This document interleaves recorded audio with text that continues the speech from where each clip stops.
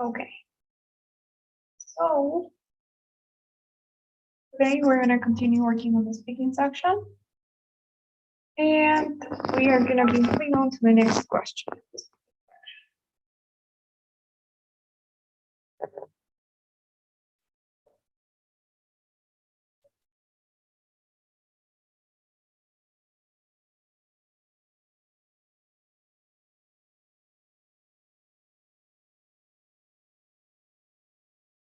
Okay, guys, so just to be clear where we are, remember that the speaking section has a total of 4 different questions, right? We have question 1, question 2, 3, and 4. We said the first one is the independent question because it's just about your ideas. And the second, third, and fourth are the iterative questions. Last week, we went through question 2 and 3. And yesterday, we finished practicing task number 3. So today, we'll be moving on to task number 4, which is the last one of the speaking section. Okay, so remember, we're in question 4 of the speaking section. So let's see what it's about.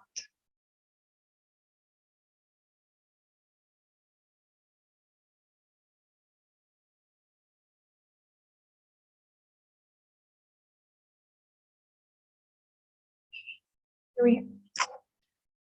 So this question is actually very similar to the one we did before, to the one we were practicing yesterday. In terms of the content, it is really similar in terms of the topics as well, because you still have the same topics, biology, business, psychology, as most common ones. The only difference really is that the format changes. For this question, you won't have to read anything anymore. So basically, here's what you have to do for this question. You will only listen to a university lecture. So you will listen to this class, you will listen to this professor discussing a topic, an academic one, and then you just have to answer the question. And for that, you have 20 seconds to prepare and 60 or 1 minute to speak. Okay, so it's pretty simple. You listen to this lecture, usually, I'd say it's around 2 minutes. It could be 1.5, 2.5, around that. And you have 20 seconds to prepare, 60 to speak. That's pretty much it. The good thing and the advantage here over the previous one is that you don't have to connect ideas anymore. So your focus is only going to be on one thing. It's easier in that sense. Okay? Is this okay?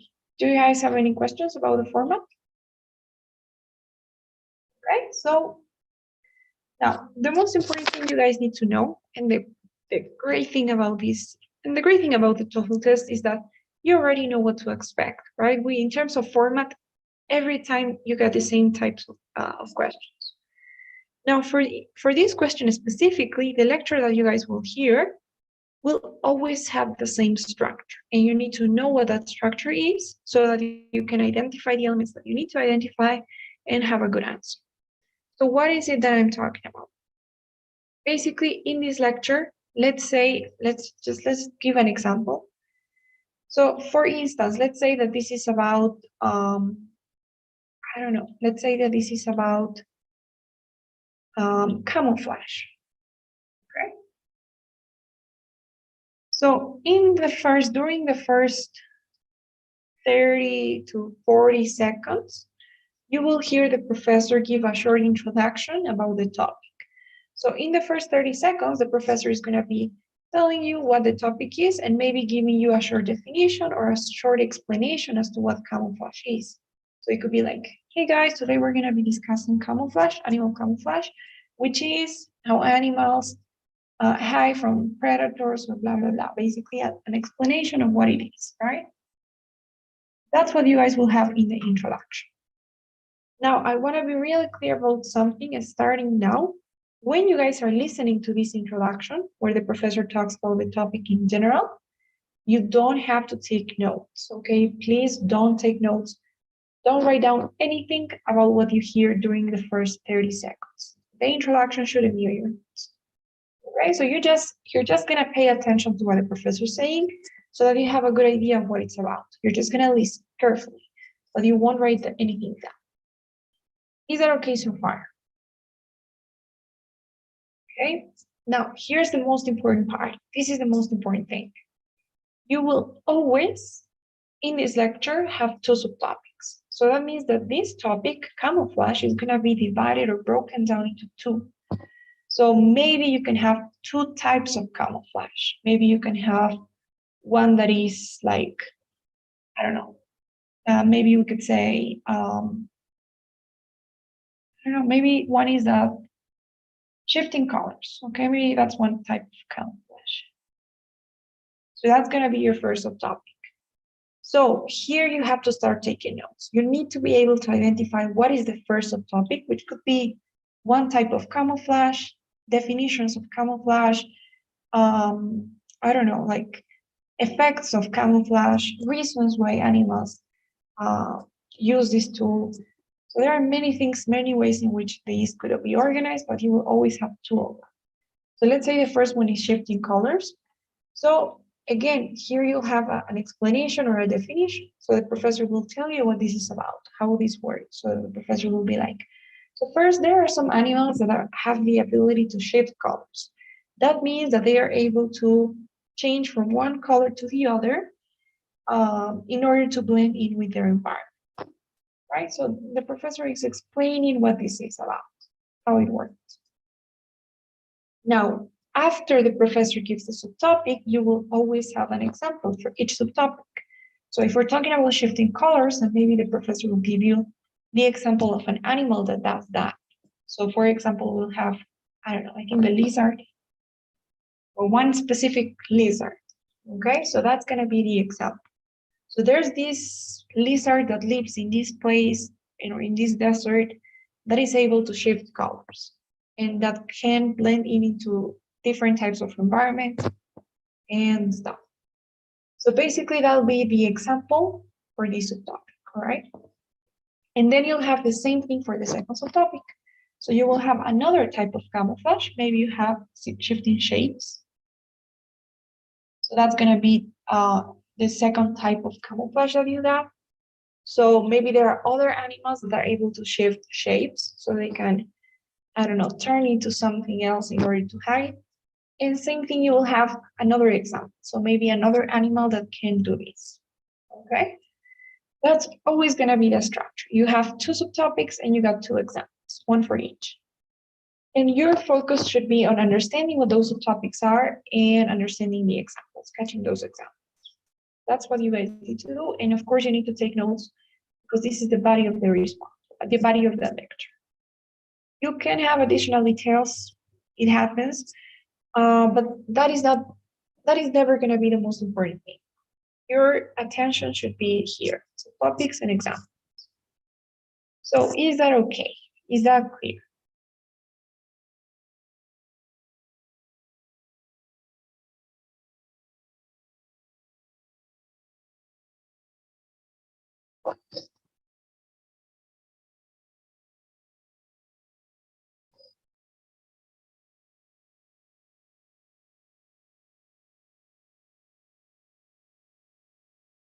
Okay. So,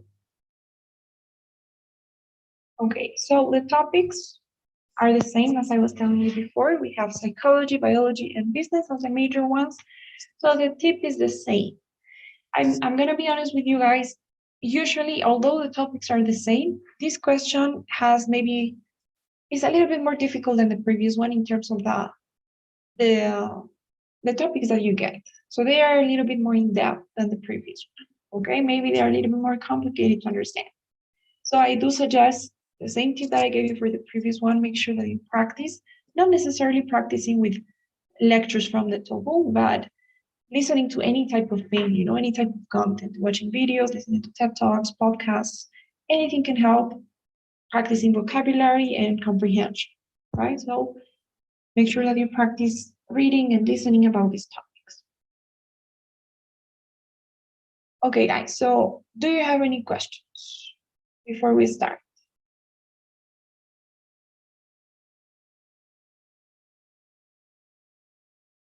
Any questions? Okay, guys. So let's start by doing an example. Okay, let's do this one. So I'm gonna play the lecture. Please pay attention. Remember what I told you, right? During the first 30, 40 seconds, just listen to the introduction. Don't take any notes, pay attention. And then when the subtopics start to come, then you gotta start writing your notes. Okay, so let's see.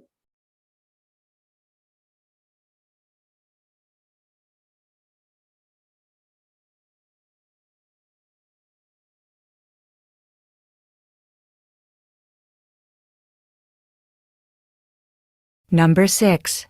Now listen to part of a talk in an economics class. So, let's talk about money. What is money? Well, typically people think of coins and paper bills as money, but that's using a somewhat narrow definition of the term. A broad definition is this: money is anything that people can use to make purchases with. Since many things can be used to make purchases, money can have many different forms. Certainly, coins and bills are one form of money. People exchange goods and services for coins or paper bills, and they use this money, these bills, to obtain other goods and services. For example, you might give a taxi driver $5 to purchase a ride in his taxi, and he in turn gives the $5 to a farmer to buy some vegetables. But as I said, coins and bills aren't the only form of money under this broad definition. Some societies make use of a barter system. Basically, in a barter system, people exchange goods and services directly for other goods and services. The taxi driver, for example, might give a ride to a farmer in exchange for some vegetables. Since the vegetables are used to pay for a service, by our broad definition, the vegetables are used in barter as a form of money. Now, as I mentioned, there's also a second, a narrower definition of money. In the United States, only coins and bills are legal tender, meaning that by law, a seller must accept them as payment. The taxi driver must accept coins or bills as payment for a taxi ride, okay? But in the U.S., the taxi driver is not required to accept vegetables in exchange for a ride.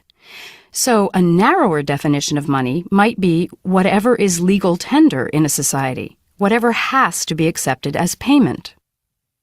Using points and examples from the talk, explain the two definitions of money presented by the professor. You may begin to prepare your response after the beep.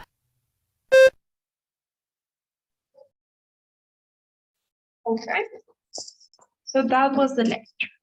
Okay, we're starting with an easy one. So let's take a look. Let's analyze what we had. I'm gonna go back to my previous slide here. We're not looking at the question yet. Okay, I wanna see another question.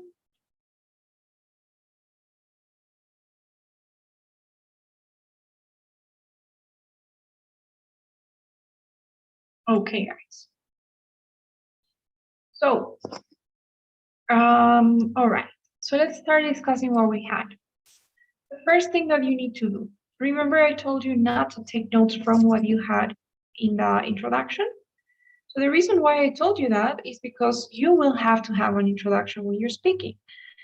And now many students make the mistake of summarizing it and summarizing it not summarizing the introduction enough. So they basically spend too much time, they waste too much time trying to summarize what the topic was, trying to explain what it was about, and they end up wasting a lot of time and not having enough time to explain what is actually important, which are the two subtopics.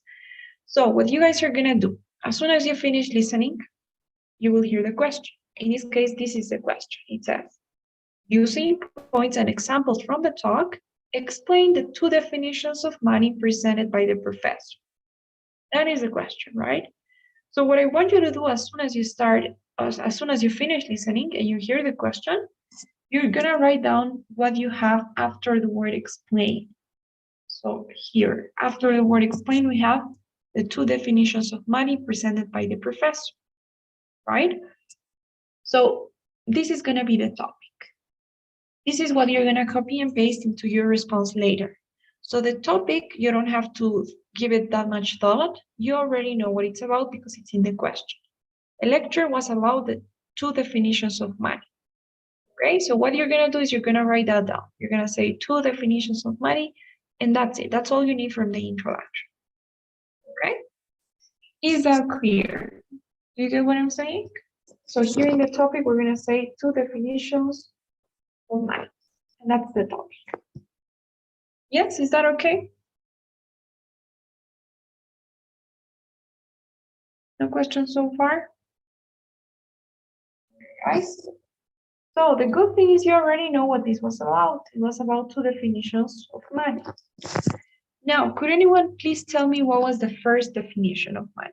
The first subtopic, what was it? Coins and bills. Okay, are you sure that was the first one, coins and bills?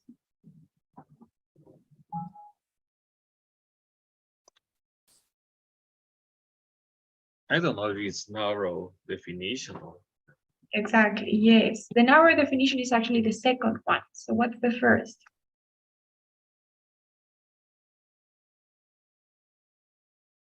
Are you guys able to understand what was the first one? like The a second, tendency. yeah, I think that's the second still, right? What is the legal tendency of your country? It was But what about borrowed or something like that. the broad definition? Broken. That was the first. The form of the money. The broad definition. So, or do you guys want to hear it one more time? Because you need to really understand what was going on in the lecture. Would you like me to play it one more time? Please. Yes, right. Okay, so let's listen. Now you already know it's about two definitions of money. One is the broad, the other one is the narrow definition. Broad, does anyone know what broad means?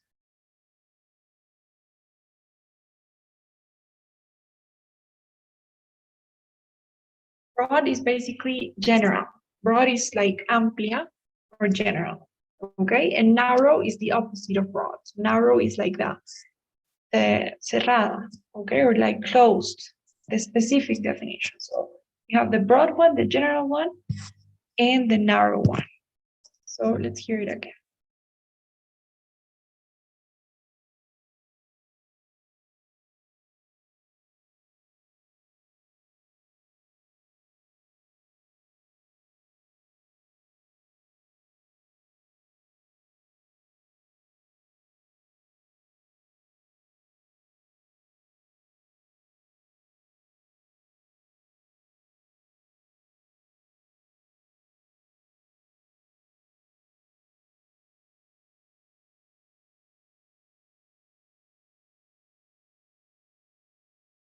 Number 6. Now listen to part of a talk in an economics class.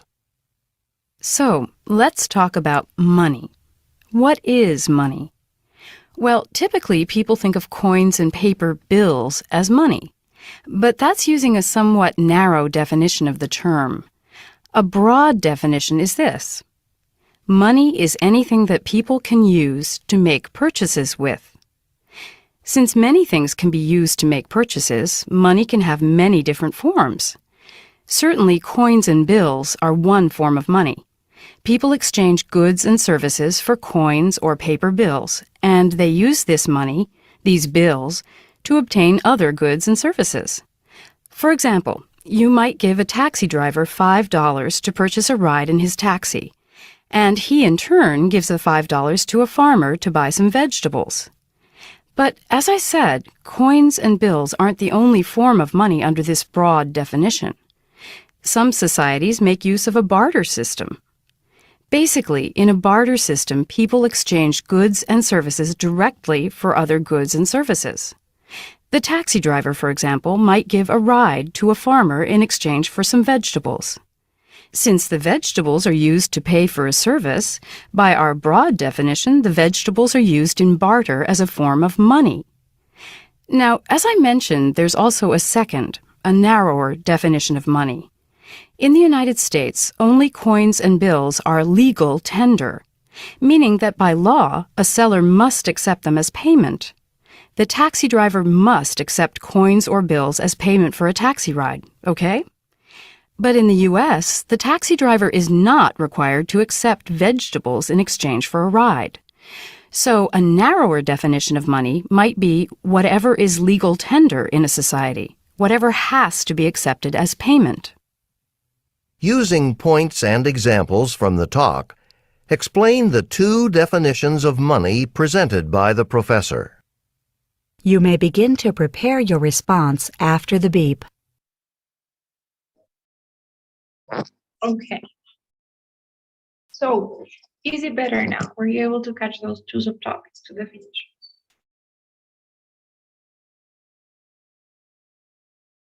Yes? Okay. So we're still on the same page. We still have that the topic was two definitions of money. So, and the first subtopic was the first definition, right? Which is called the broad definition of money. So can anyone tell me what is that? So according to the broad definition, what is money? Can anyone tell me what was the definition we have there?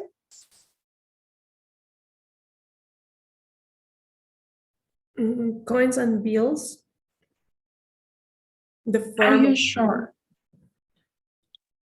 Is a way to obtain goods through coins or bills? Yeah, through coins and bills. Yeah. So is it only coins and bills? Are you guys totally sure? Like the professor gives. It's type of change anything, for example, money for service and things, goods. Yeah, I think that's closer. So basically, under the broad definition, money is anything that you can use to purchase goods and services, not necessarily coins and bills, right? That is the other definition. Do you remember how the professor gives the example of paying a taxi driver with vegetables under a barter system?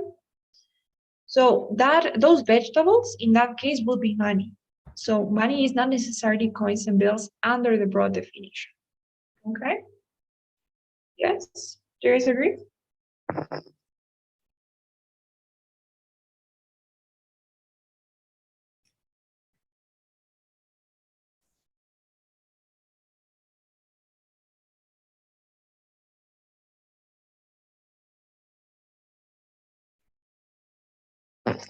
That's basically what the professor says, like a summary, right? Because the professor gives many definitions. So, but the broad definition would be anything that can be used to exchange for goods and services. Now, we had an example. We have actually two examples for the first subtopic. Can you guys tell me what those examples were?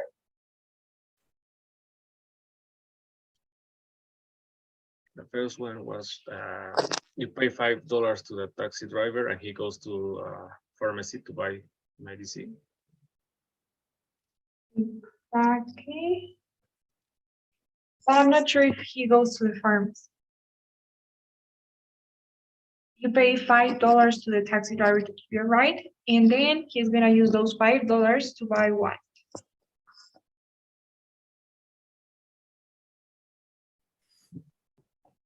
vegetables. Exactly, vegetables. That was the first example. So in this case, those $5 would be money, right? Because you're using them to pay for the service of getting a ride, or you're using them for the products of vegetables.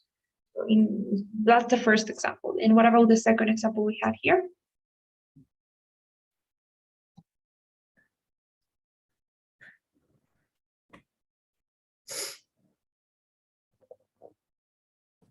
The taxi gives a ride to the farmer and the farmer pays him with veggies.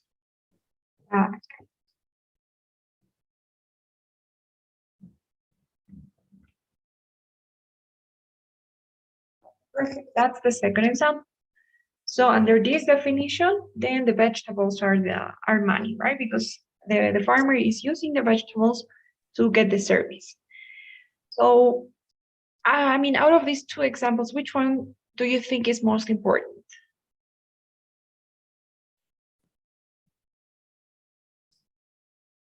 The first one.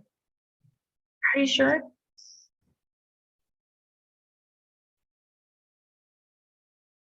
I think the second, right? Because there's a difference between the broad and the narrow. The narrow definition we're going to see later, but basically says that only coins and bills are money. So in order to like explain better the fact that anything at all can be money, then I'd say the second one is more appropriate to use, right? It illustrates better the fact that anything at all, even vegetables, can be money. Right? So if you had to choose, because you don't have a lot of time at the end of the day, so it'd be preferable to use the second example or to mention the second if you didn't have time to mention both. Okay. So now let's go with the other definition. We have the narrow definition. What do you have for that? What's the definition?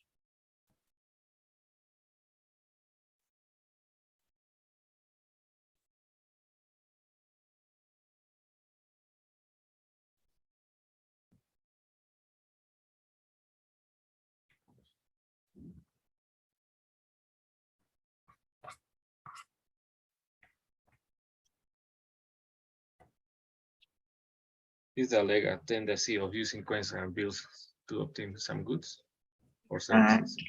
Yes. So under the narrow definition, money is only the legal tender of your country, right? So whatever is legal to pay with. So for example, let's not get to the example yet. So yes, that's correct. So under the narrow definition, money is only legal, or the legal currency, right? So it's whatever is. Okay. So what is the example given here?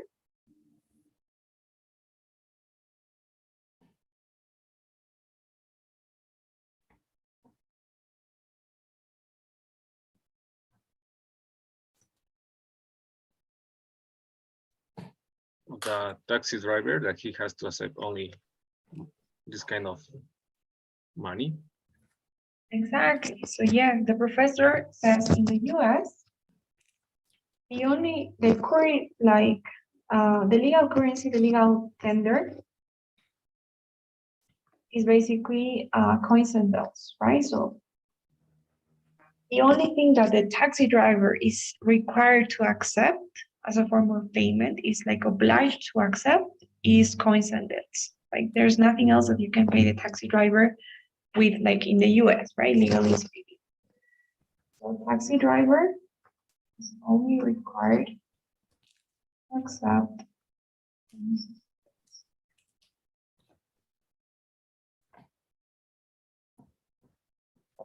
So that's it.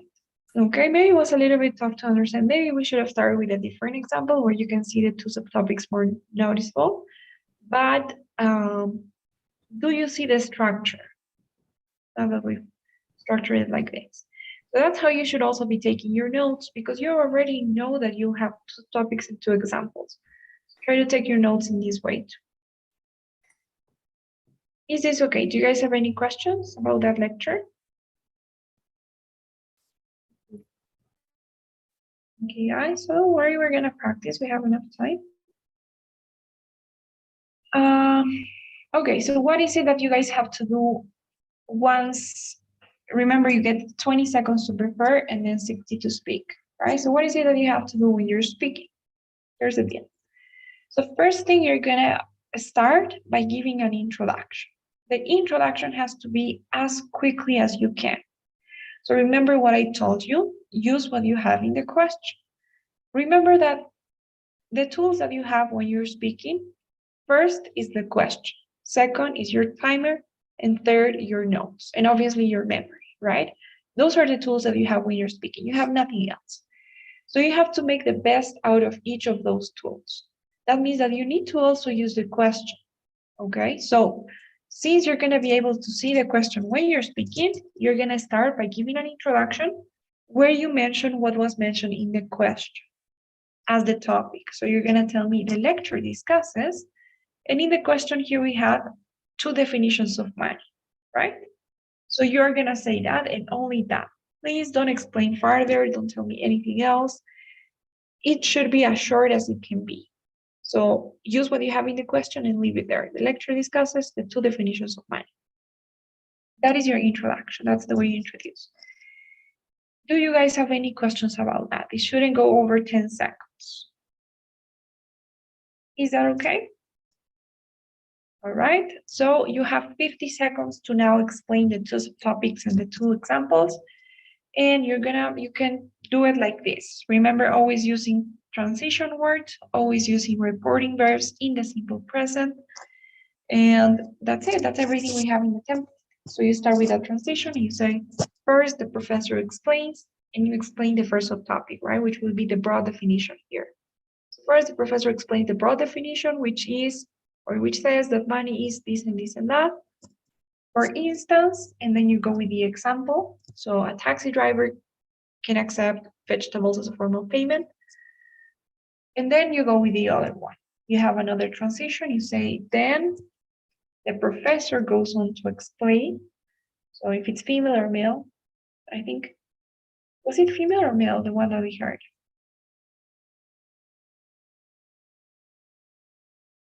Man, I think. It was a guy? I think, yes. All right. Okay, so it's easy to forget. So that's why, same tip as I said for task number 2. As soon as you hear the professor speak, write down the pronoun. So then he goes on to explain in the second subtopic, right? The narrow definition that says this and this and that.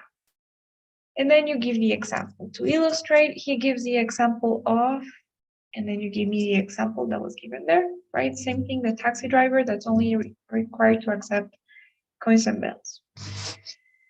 So is that okay? Basically, that's it. So as you can see, you can change the transition word, you can change the verbs, no problem, but you gotta keep the structure. 10 seconds for your intro, 25 and 25 for the two subtopics and examples. Yes, is that clear?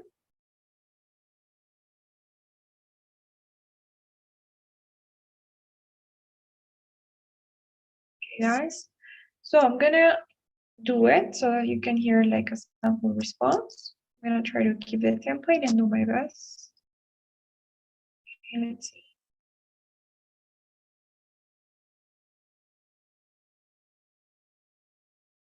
So the lecture discusses the two definitions of money. First, the professor explains the broad definition.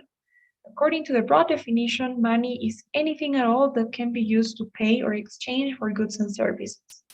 For instance, the professor talks about how a taxi driver could obviously be paid by coins and bills. So money could be coins and bills.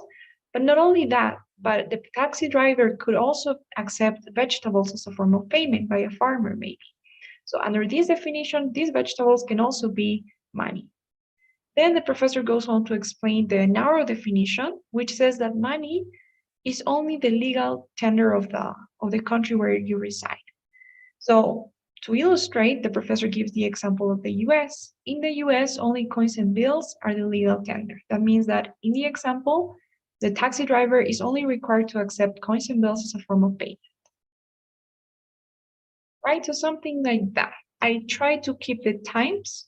I actually did the introduction faster, but 10 seconds is okay because sometimes the topics are not as short as this one. So you can go with your 10 seconds, and then I try to balance, always looking at the time. I try to balance the two subtopics, right? So I actually wanted to continue explaining the first, but I didn't have enough time, so I just ended it there and started with the second one, right? And one thing that I've been noticing from more and more students every time is how they are too focused on their notes. And sometimes they're struggling in connecting the ideas they have in their notes. And they forget that this is an explanation. So you should try to forget maybe a little bit about your notes. In your notes, you should have some keywords to help you remember. But you should try to think about this like you were explaining to somebody actually, that's actually there. Try to see the screen, don't see your notes so much, and focus on the explanation because it has to be understood. Okay? So, is that okay? Do you guys have any questions now? Okay? So, that's it. That is task number 4. What do you think? Do you find it easier than the previous one? Or no? No, not really. It's harder. Okay. I don't know. Maybe it depends of the topic. If the vocabulary is easy, something familiar. Yeah, I think I agree with you. That usually, psychology topics are the easiest ones, at least for me. But it depends. Like because like I've had students that were, I don't know that are experts in business. So in that case, for them, business is always easier. Or maybe somebody that studied biology. So it depends, but in general, I'd say the vocabulary and the content is always easier to understand with psychology. Biology maybe is a little bit harder, and business is like in the middle. So we're gonna see. You guys will see. So, okay, guys. Okay, let's practice. Let's do a couple more. Let's see. Let's start with this one here.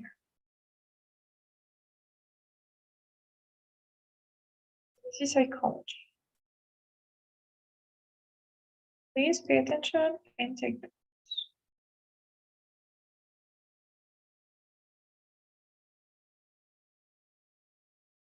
Now listen to part of a lecture in a psychology class. When people are in difficult situations, sometimes they experience feelings of helplessness or psychological pain. So what do? They unconsciously use strategies called defense mechanisms to protect themselves psychologically from their painful emotions. Let's say a woman has a pet dog. She's had this dog for a long time, and he's kept her company and guarded her for years, but one day he runs away. This woman looks everywhere and asks other people if they've seen her dog, but she just can't find him. Now, she feels helpless and sad because she misses her dog, so she'll unconsciously find ways to deal with her painful feelings. One defense mechanism she might use is fantasy. With fantasy, the woman uses her imagination. So, instead of just feeling helpless and sad about her lost dog, she invents a happy story in her mind. She might imagine that a nice family found him and feeds him, and that he's really happy with them. She'll picture the dog playing, running around, having fun. Because of this fantasy, she doesn't have to feel sad about her dog running away. It's a fantasy. It's not real, but it keeps her pain away. Another defense mechanism she might use is what we call sublimation. Sublimation is different from fantasy because sublimation isn't about pretending. It's about turning negative emotions into something useful, practical. So the woman might start a dog training school. That way, by training dogs, perhaps she can help prevent other people's dogs from running away like hers did. In other words, with sublimation as a defense mechanism, the woman redirects her negative feelings about losing her dog into a positive, constructive activity.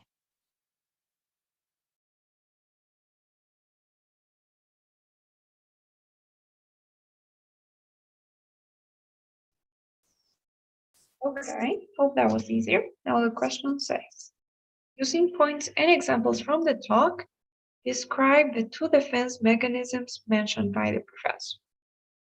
Okay, we'll now have 20 seconds to prepare your responses.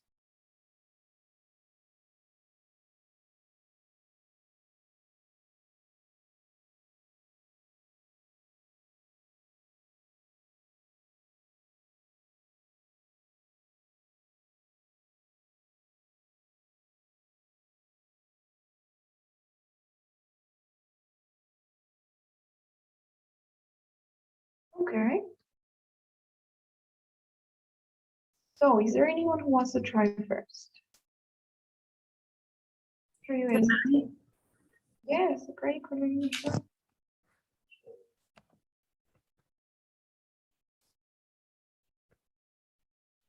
Without timer or? No, with the time, Brian. Okay. Okay, so please, you can start speaking. Okay. The lecture discusses the two types of defense mechanism.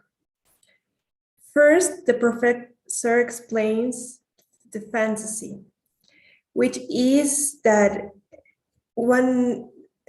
we turn one situation in an imagination. She gives the example of the woman that lost her dog, and she tries to imagine that the dog is happy with another family.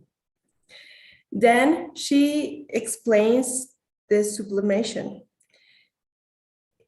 to illustrate that one negative situation, we can turn it in something practical. She gives the example of the person, of the woman in this example, turning one negative thing in a activity, in a positive activity. Okay, that's right. Turning one negative feeling in a positive activity. What was the activity? Sorry? So what was that activity? Redirect into a positive activity. I don't remember, but something with another dogs. Yeah, I think it was starting a dog training school, right? Oh, So those yeah. are dogs. Yeah. Okay, so it was actually really good, Karina. I really liked it. So good introduction. You just use what you had in the question, 10 seconds exactly. So you identified the two subtopics, fantasy and sublimation. Careful not to use the article that before those concepts like the sublimation, only sublimation, right? Careful with that grammar part. You were able to correctly define the two of them. So you said fantasy is imagining a happy situation to deal with your pain. Sublimation, turning a negative emotion into a positive or a constructive activity. And you explained the first example well. And I personally liked how you were, I don't know if you wanted to explain or continue explaining, but you had exactly 25 seconds left for the other. So I think you were looking at the timer and you stopped where you needed to stop. And you started with the second one. And if you didn't remember what the second one example was about exactly, then great way of hiding that because it was good the way that you explained it. So this woman turned her negative emotion into a positive. So I really liked it. Well done, Curly. Thank you. What was I gonna say? Do you guys have any questions here? For anyone? So that was ecology. Another. So biology now.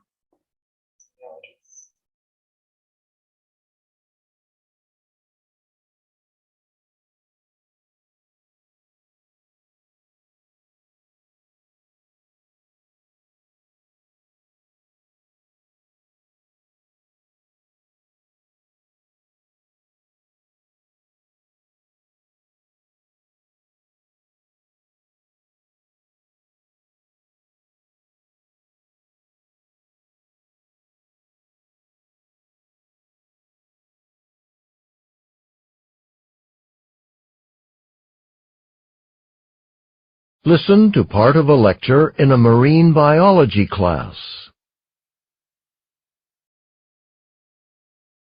A lot of plants and animals live near the surface of the ocean, and that means there's a lot of food near the surface because there are lots of plants and animals to eat.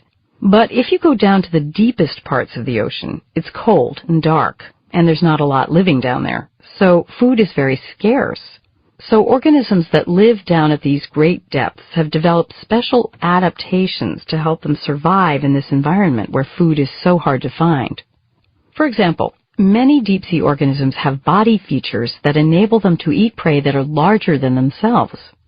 A good example, there's a species of eel that has an enormous mouth and a large stomach that's capable of expanding. And these unusual features allow this eel to eat prey larger than itself.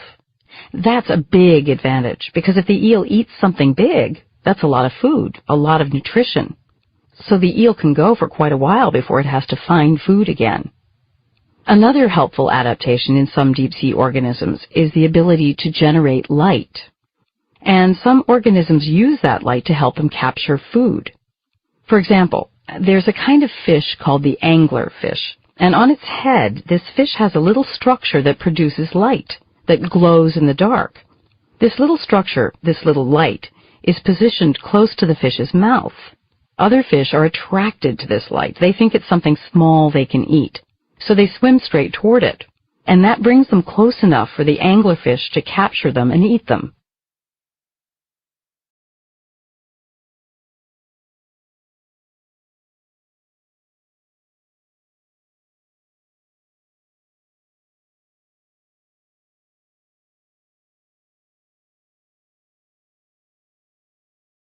Okay, the question says, using the examples of the eel and anglerfish, explain two types of adaptations that help animals survive in the deepest parts of the ocean. Okay, you now have 20 seconds to prepare your responses.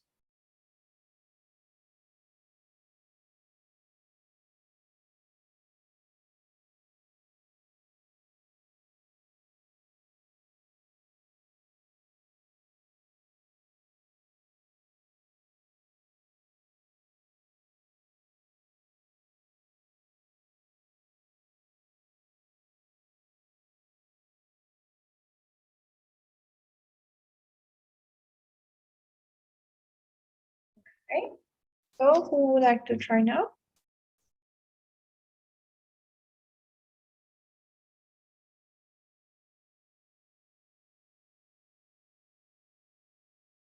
Anyone?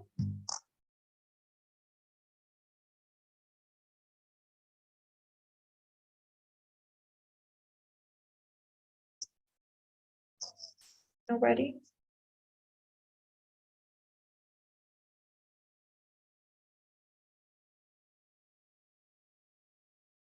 Come on, guys, just try.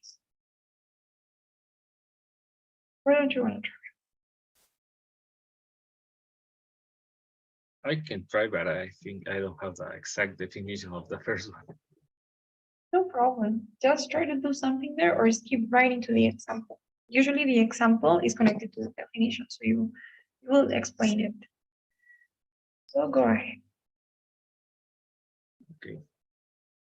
The lecture discusses the adaptation, the two definitions of adaptation seabirds. First, the professor explains deeply, which is the one that is larger than itself, to eat a bigger prey or bigger fishes. For instance, he talks about the eel that he has a bigger mouth and he has the capacity of eating bigger fishes. And then she goes on the explain of light fishes. To illustrate, she talks about the anglerfish, which he has the light in his mouth, so the other fishes can go near to him, so he can eat them. Okay, nice. So I think you got the ideas, right? You have both of them. So the one that has the large mouth and large stomach, and the one that generates light, right, to attract their prey. It's great. You mentioned both, and you mentioned both examples. Good. I mean, your introduction, you said two definitions of adaptations for the animals. Careful there, you know. It's better to copy and paste, even in just read, right? So the lecture explains or the lecture discusses two types of adaptations that help animals survive. You can leave it there, or you can explain more in the deepest parts of the ocean. Okay, let's say the same. Now, as for the subtopics, I think that you got used to the idea of having a name for the subtopics, right? The concepts. So that's why I didn't quite hear what you said in the first one, but it was a name. And in the second one, you said the light fish, right? As the subtopics. Careful there. You won't always have names, and especially not in biology. And in business tool. I mean, sometimes you have it, sometimes you don't. But for example, here the subtopic is a phrase. It's not necessarily a name because they didn't say light vision in any place. So you can explain. You can say first the professor talks about, I don't know what the template is. So first the professor explains how some sea animals have body features that enables them to eat prey larger than themselves. Right? So it's not a name that I'm using as the first subtopic, but an explanation. Same for the second one. You can say then she goes on to explain how other animals have the ability to generate light. Right? This helps them survive.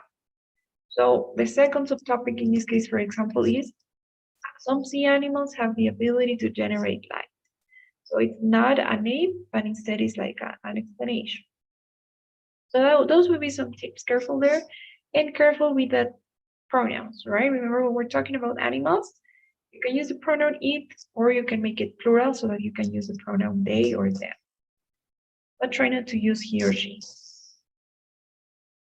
Okay? Is that okay? Do you guys have any questions?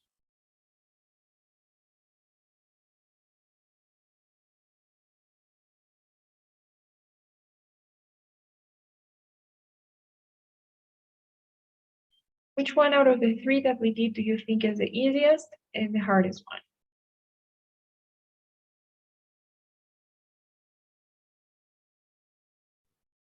I think the easiest is the task 2. Or we're talking about this task. I'm talking about the examples we saw. Ah, okay. I think the first one was easier. The money one, the definitions of money? Yeah. No, the psychology. Okay. Yeah. And the hardest? This one. This one, right? Yes, do you guys agree with that, Gabriel? Yeah. Yeah, right. So yes, that's what I was telling you, right? Usually psychology is easier and biology is a bit harder. But the good thing is the structure is always going to be the same. And at least for biology, now that you've seen this example, every single biology topic that you have will always be the same. And this isn't the same for task 3. Task 4 is, I mean, it is harder, but it's good in the sense that you know what to expect, even more than in task 3. Task 3, sometimes you have different ones, but here in biology, it will always be exactly like this. And honestly, the things that I've heard are always the same. Adaptations that help animals in some way, so help animals catch prey, help animals hide from predators, help animals, I don't know, survive environment changes. Those are the 3 that I've seen. Those are the only 3 that I've seen, really. Or it's the same for plants, right? Maybe adaptations that help plants do this or that. So it's always the same.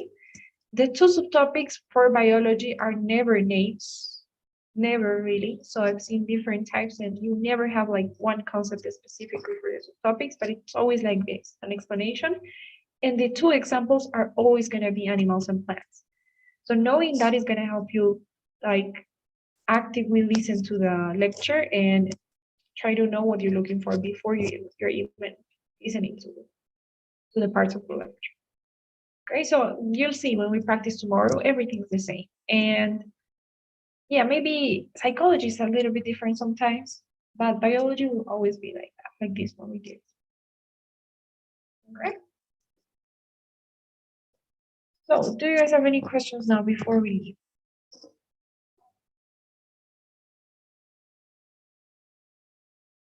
Guys, please don't forget today's daily survey. Tomorrow we'll be practicing these questions, so don't worry.